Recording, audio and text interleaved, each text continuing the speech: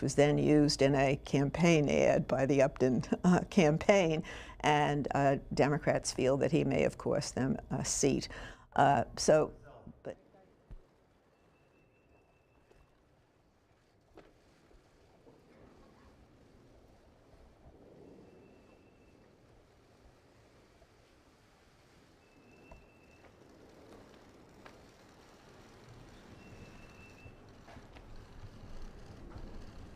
thank you very much, everyone. Thank you.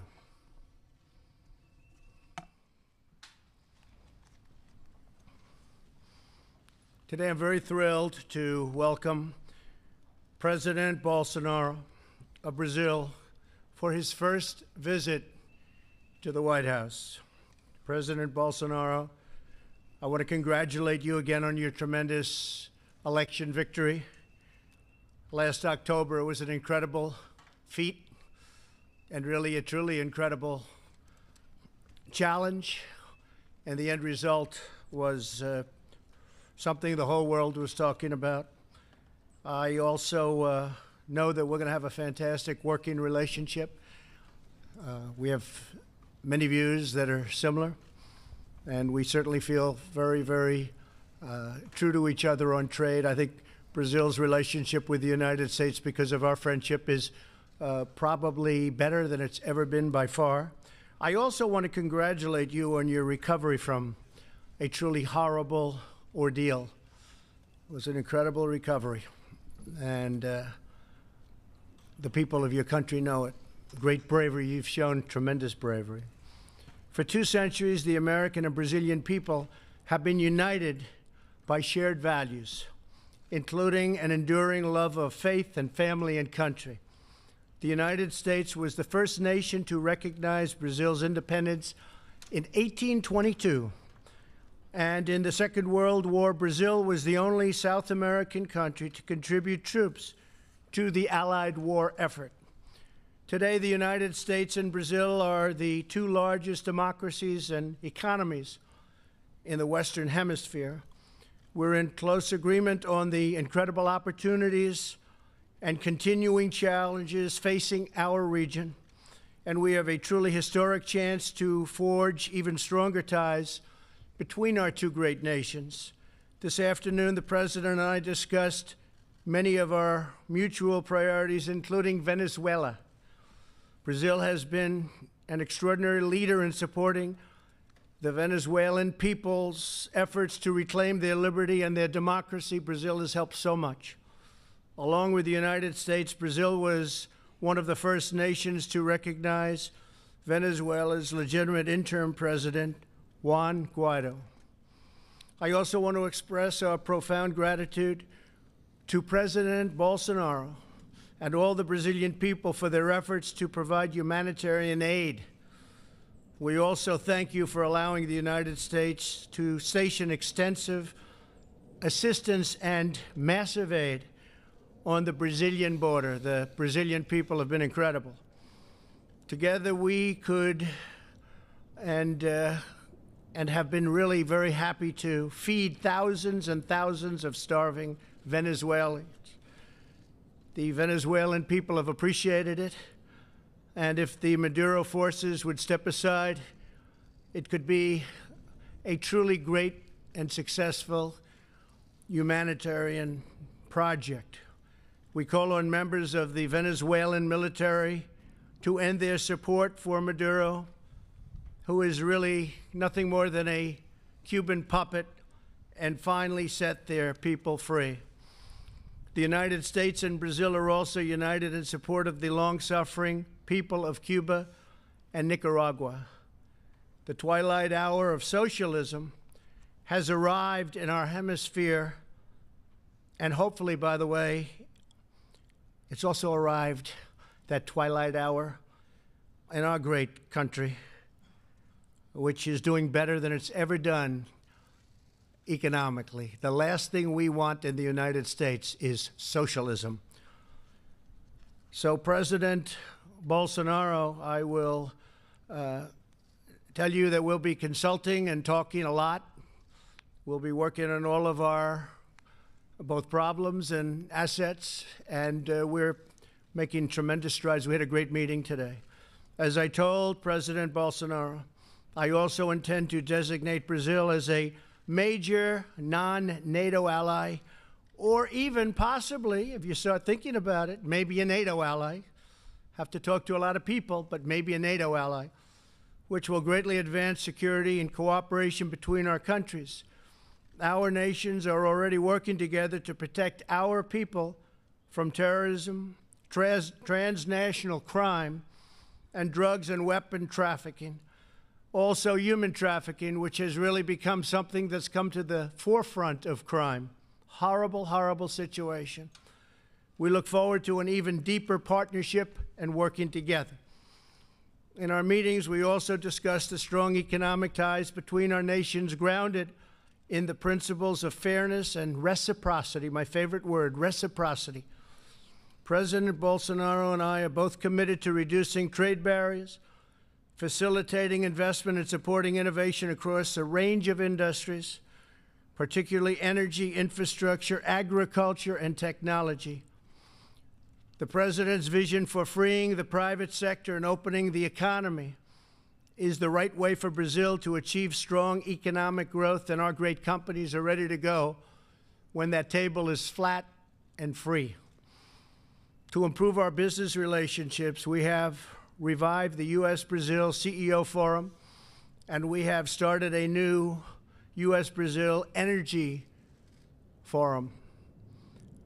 We welcome Brazil's aspirations to join Organization for Economic Cooperation and Development, a laudable goal and one that will make Brazil's status as a developing and developed country. We also hope that all of us will be able to work together, all nations. I'm also pleased to announce that after 20 years of talks, we are finalizing a technology safeguards agreement to allow U.S. companies to conduct space launches from Brazil. It's actually an incredible location when you study it and when you see it. We won't go into it now, but because of the location, tremendous amounts of money would be saved. To put it very simply, the flights are a lot shorter. Brazil's proximity to the equator makes it an ideal launch location. My administration is committed to reviving America's proud legacy in space. We're looking very strongly, as you know, and working together with everybody on Space Force. And we are grateful for Brazil's partnership. Mr. President, thank you again for the honor of your visit today. A strong and thriving friendship between the United States and Brazil is essential to a future of security and prosperity for all of our citizens. It's been a wonderful time getting to know you. You're doing a fantastic job. You brought the country together, and I look forward to working with you in a very close relationship for many years to come. Thank you. Thank you very much. Mr. President, thank you very much. Excelentíssimo senhor Donald Trump, Your Excellency, Mr. President, dos Estados Unidos Donald da Trump, América, the President of the United States meus of America, ministros, my cabinet ministers, integrantes de delegações members dos of estados the do Brasil, delegations joining us in this session today, da imprensa. both from Brazil and from the U.S., ladies and gentlemen, media professionals, Muito obrigado, other Presidente guests. Trump. Thank you very much, President Trump, for your warm É uma hospitality. honra estar em Washington. It is an honor for us to be in Washington as part of my first bilateral trip ever since I was elected President of Brazil. I would like to use the opportunity, by the way, to invite you to reciprocate this visit, because you will indeed be very welcomed by the Brazilian people at large. We do share a great deal in common. Grande admirador I have dos always Estados Unidos. admired the E United essa States of America. admiração aumentou com a chegada And de this Vossa sense of Excelência admiration na has just presidência. increased after you Este took nosso office encontro at the retoma presidency. This uma meeting of antiga ours tradição today de parceria, e, ao restores mesmo tempo, abre an capítulo old inédito tradition da of relação partnership, entre o and at the Brasil same e time os it Estados starts Unidos. a new chapter of cooperation between Hoje, Brazil and the United States. destravamos Inasmuch as assuntos que já today estavam na we pauta há have décadas revisited e and abrimos have novas frentes de again cooperação. Esta é a decided to hora de promote superar matters that were velhas on our resistências order of e business for explorar decades. todo o It is vasto time potencial to que existe overcome all the resistance and explore the very vast potential that is there between Brazil and the United States. After all, it is fair to say that today Brazil does have a president who is not anti-American, which is really unprecedented in the past few decades. The reforms we are currently undertaking have changed Brazil into an even more attractive country. We are strongly committed to striking a proper balance in government accounts and also, of course, totally changing the business environment. U.S. support to Brazil's accession to the OECD will be clearly interpreted or construed as a gesture of mutual understanding, which will be very emblematic as part of the closer and closer ties we aspire to. The private sectors of both countries should remain a high-profile player in our relations, and that is why we have decided to restore the CEO forum between Brazil and the U.S. We also intend to attach priority to relaunching an energy forum with an emphasis on oil, gas, and other sources of energy. The Brazilian government, as a sign of goodwill, has granted full visa exemption to U.S. nationals with a view to further encouraging tourism and business travels. On the defense and space cooperation work front, we have signed a technology safeguards agreement, which will in turn enable the Alcântara Satellite Launch Center. Military cooperation has also expanded as we seek out partnerships in the development of defense systems. Science, technology, and innovation activity can certainly be expected to take on an increasing role as part of our bilateral agenda. Hence, our proposal to launch an innovation forum between Brazil and the U.S. Efforts to tackle terrorism and organized crime is a matter of utmost urgency for our two peoples. We have decided to strengthen our bilateral security forum and do more against money laundering and drug trafficking. Re-establishing democracy in Venezuela is also a shared interest between our two administrations. The dictatorial regime in Venezuela today is part of a broader international coalition known as the Sao Paulo Forum, which nearly conquered power throughout Latin America in recent times. However, by democratic means, we were able to rid ourselves from that project in Brazil. In conclusion, may I say that Brazil and the United States stand side by side in their efforts to ensure liberties and respect to traditional family lifestyles, respect to God, our Creator, against the gender ideology or the politically correct attitudes, and against fake news. Drawing inspiration from Ronald Reagan, I wish to bring to Brazil his administration style as summarized in the following citation. People should say what the government can do and not the other way around. The United States changed in 2017 and Brazil has just started to change now in 2017. We stand together side by side to the ultimate benefit of our two nations. We want to have a great America, yes, and we also want to have a great Brazil. Once again, may I voice my admiration and recognition to President Donald Trump on this beautiful day where we seal a promising alliance between the two most promising and largest democracies in the Western Hemisphere. May God bless Brazil and may God bless the United States of America. Thank you very much, Mr. President. So we'll take a couple of questions. Roberta Rampton, please. Roberta. Reuters. Thank you. Thank you very much, Mr. President. On Venezuela, you did the tough sanctions and you sent the aid, but it seems like Maduro is no closer to leaving. And I'm wondering if you're getting worried about losing momentum, and how long are you being told that this is going to take? I'm not being told any specific time. They've been there a long time, between him and his predecessor. At some point, I would imagine things will change, but we really haven't done the really tough sanctions yet. We can do the tough sanctions, and all options are open, so we may be doing that. But we haven't done the toughest of sanctions, as you know. We've done, I would say, right down the middle, but we can go a lot tougher if we need to do that. But it's a very sad thing. We're not looking for anything other than taking care of a lot of people that are starving and dying in the streets. What's happening there is a disgrace. This was one of the wealthiest countries in the world, and all of a sudden it's it's grief-stricken, poverty-stricken, no food, no water, no air conditioning, no anything, no power for a long time last week, no power, and that's going to break down again because it's being held together by threads. So it's very sad, Roberta, very sad to see. Okay. May I ask President Bolsonaro? President Bolsonaro, are you open to the idea of allowing a U.S. base or U.S. military personnel, a military presence in Brazil to provide support on the border with Venezuela? And is that something that you talked about with President Trump today? Yeah, we have discussed the possibility of Brazil becoming a great allied extra NATO. Recently, we requested that food was sent through Boa Vista, the capital of Roraima state, through or Friends from America, so that humanitarian aid was provided to Venezuela.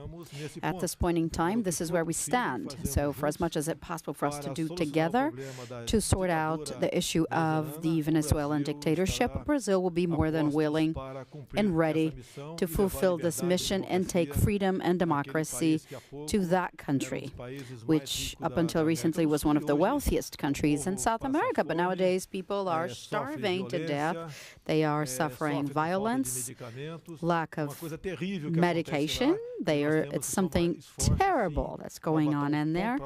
And we need to put an end to this issue, which is pervasive to the whole wide world. Mr. President, please.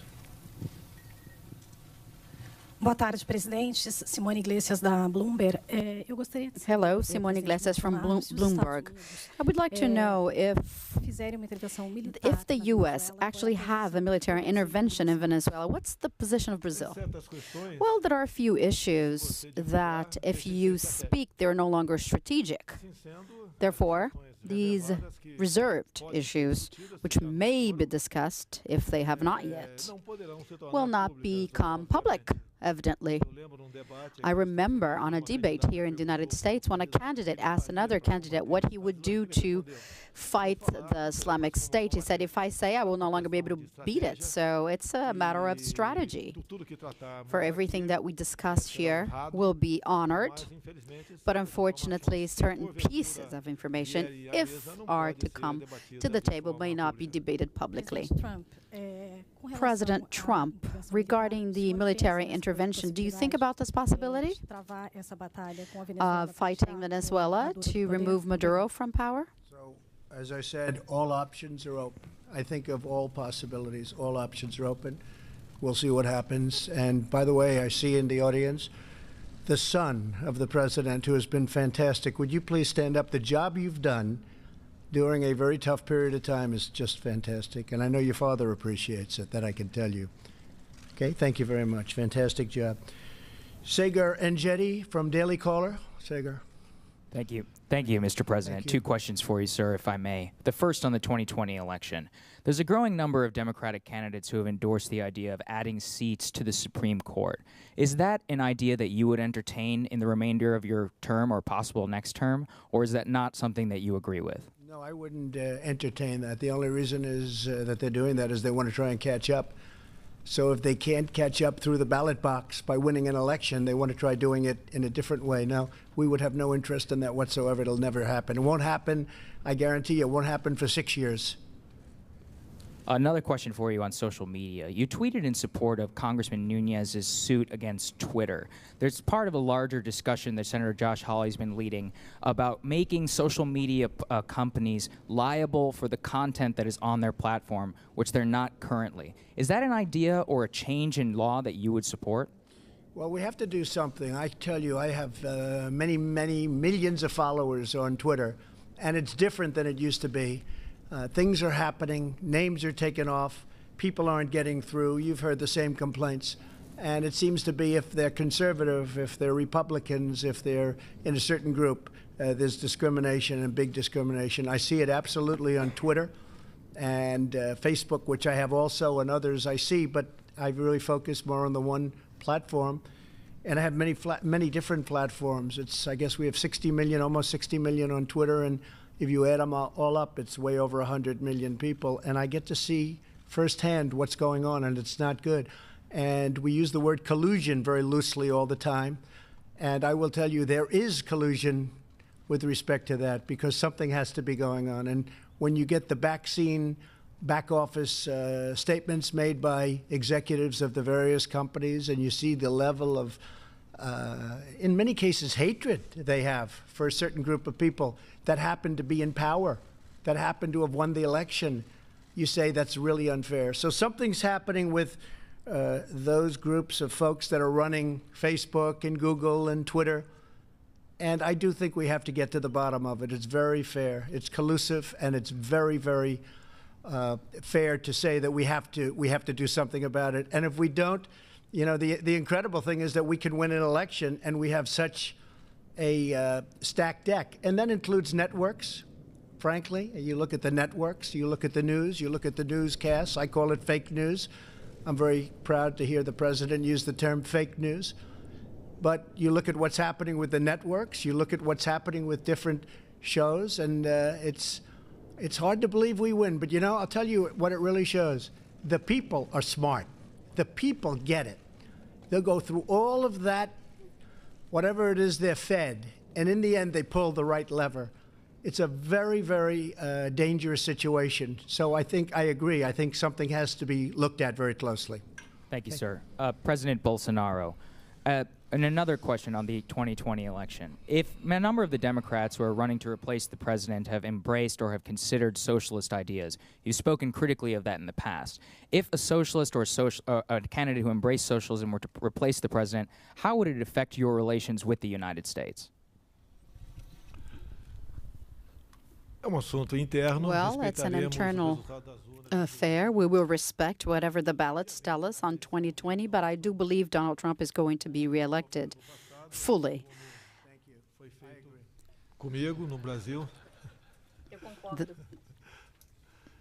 Yeah, this was the same what happened to me. I think everyone will repeat their vote here in America.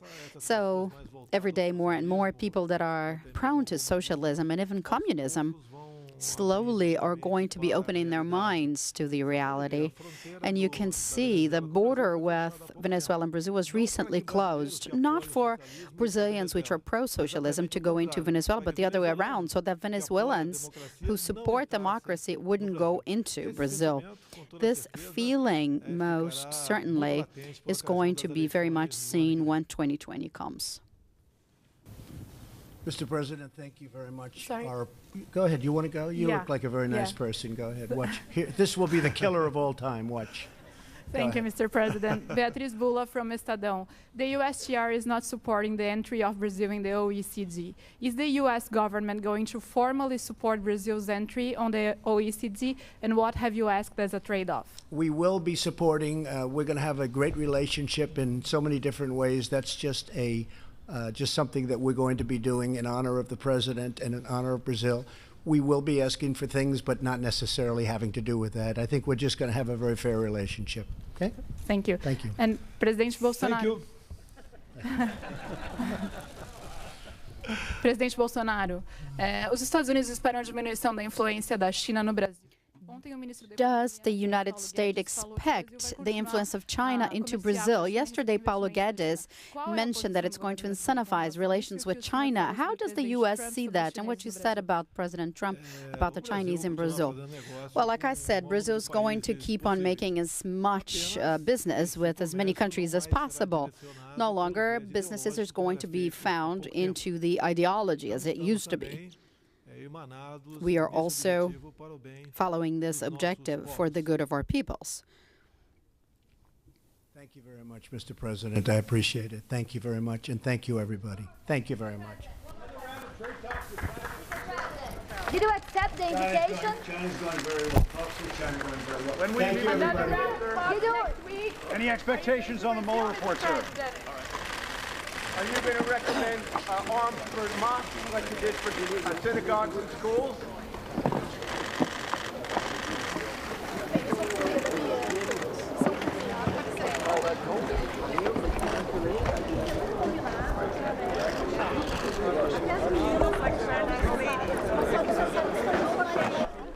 And President Trump this afternoon joining the First Lady for an update on the initiative to stop opioid abuse. Later, the president participating in the ceremonial swearing-in of Naomi Rao as U.S. Circuit Judge for the District of Columbia, her nomination approved recently by the U.S. Senate. Here on C-SPAN next, we're going to show you the news conference that just wrapped up in the Rose Garden.